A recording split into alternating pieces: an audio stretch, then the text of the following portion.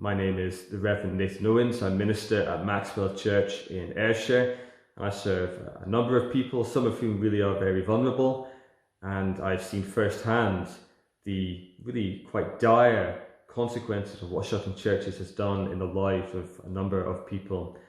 And I'm one of a number of Scottish church leaders that are really very concerned at the Scottish Government's recent decision to close churches at this time. We do believe that there are times, including during a pandemic, when sacrifices must be made. But sacrificing one of our basic human rights really should only be done as a last resort and in a proportional way when compelling evidence is provided for its need.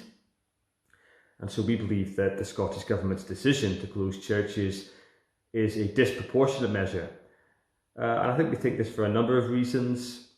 Firstly, it's unconstitutional. Scotland has a long history of laws of separation of church and state, and this has been severely tested by the government's recent decision.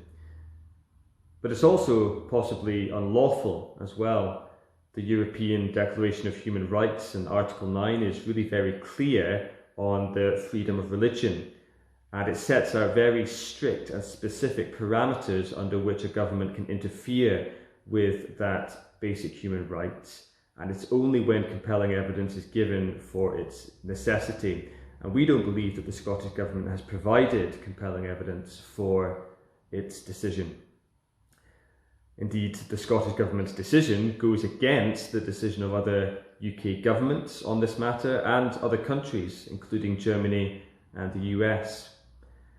And when you look at the situation and see that public transport is still operating, that elite sport is still happening, that the justice and court system is still functioning, well, churches are at least as important to our society as all of these, if not more so. And we think churches are demonstrably more COVID secure. And actually, we think their decision is also profoundly unhelpful. The impact of churches being closed is causing great distress and harm to many, many people. And we think it's causing harm to our society as well.